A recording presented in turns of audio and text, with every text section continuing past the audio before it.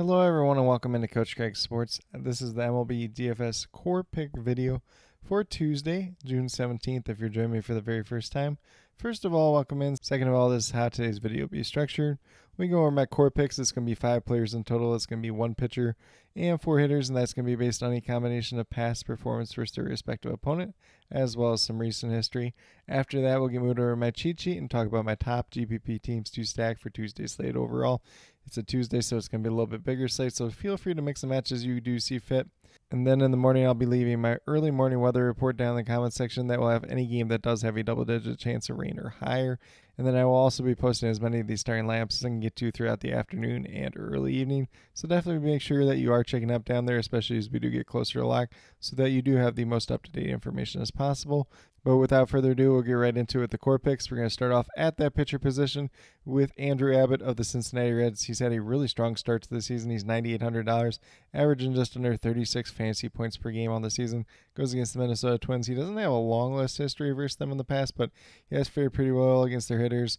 Did not pitch against them in 2024, so not that recent history there, just in general, but like the upside and like what he's done quite a bit as of late.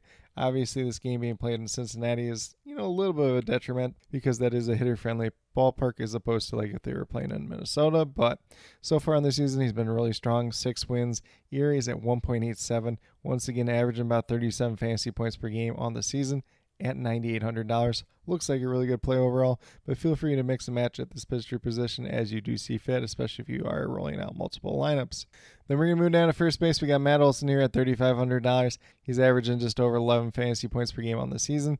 Goes against the New York Mets. David Peterson is the expected starting pitcher for them. He's 4 for 16 with 4 home runs versus David Peterson in his career, so we're banking on a little bit of the upside there just in general, but he is on a modest 7-game hitting streak, 1 multi-hit game during that time span, 1 home run, 3 double-digit performances, and 4 games of at least 9 fantasy points or higher. So this is probably going to be a little bit more of a boom-bust play just in general. Maybe a one-off. Personally, I'm not trying to get to that Brave stack. You could do it if you really wanted to do so, but Matt Olson, he's got the 4 home runs there in the past. If we can get a home run out of him today, going to look pretty good overall.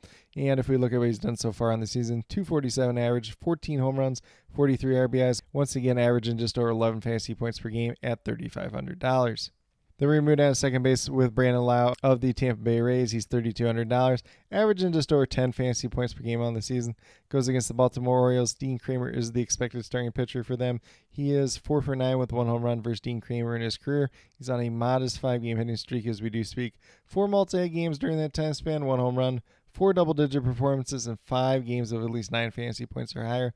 So definitely do like what he's been doing as of late if we look at what he's done so far in the season. 257 batting average, 13 home runs, 37 RBIs. Once again, averaging just over 10 fantasy points per game on the season at $3,200. Then we're going to move down to shortstop with Gunnar Henderson. He is also $3,200, averaging just over 10 fantasy points per game on the season. Goes against the Tampa Bay Rays. Zach Littell is the expected starting pitcher for them. He is 7 for 15 with 2 home runs versus Zach Littell in his career. He's on a 9-game hitting streak as we do speak. 4 multi-hit games during that time span, 0 home runs though, so that was kind of like the one detriment. But he does have 5 double-digit performances, so definitely do like his upside in this matchup. And if he's able to show some of that power that he's had versus Zach Littell in the past, could be a very, very big upside play at that shortstop position. 287 batting average, 8 home runs, 20 RBIs, averaging just over 10 fantasy points per game on the season at $3,200.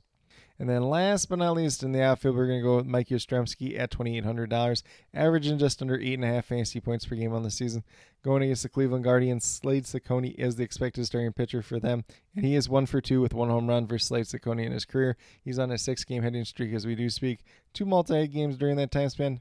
However, no home runs, but does have 4 double-digit performances and 5 games of at least 9 fantasy points or higher. So do like what he's done as of late. If we look at what he's done so far in totality on the season, 248 batting average, 5 home runs, 24 RBIs. Once again, averaging just under 8.5 fantasy points per game at $2,800. He looks like a pretty intriguing value option in that outfield. Not really trying to get to a full stack with the Giants, but definitely have some interest in Mike Yastrzemski just in general. But with that being said, if you go with the 5 players that do currently have listed here, you got $12,500 remaining, just over $3,100 remaining per player. Once again, I do have 4 different hitters here, 4 guys that I wanted to highlight. Obviously, stacks will play a pretty big role, especially for GPP tournaments just in general. So definitely feel free to mix and match around those stacks as you do see fit. But with that being said, we'll get moved over to my cheat sheet and talk about some of those top teams to stack for Tuesday's slate overall. So we're going to start off with the Cincinnati Reds. They're going against the Minnesota Twins.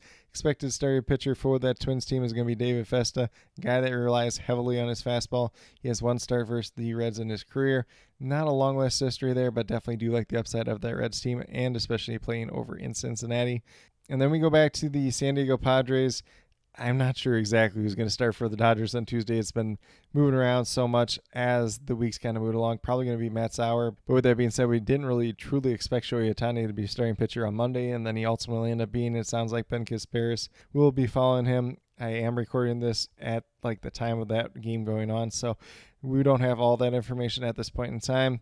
Then we move over to the Houston Astros. They are going against JP Sears, who looked like he was going to start on Monday. He's going to start on Tuesday now, so definitely like that Astro stack once again.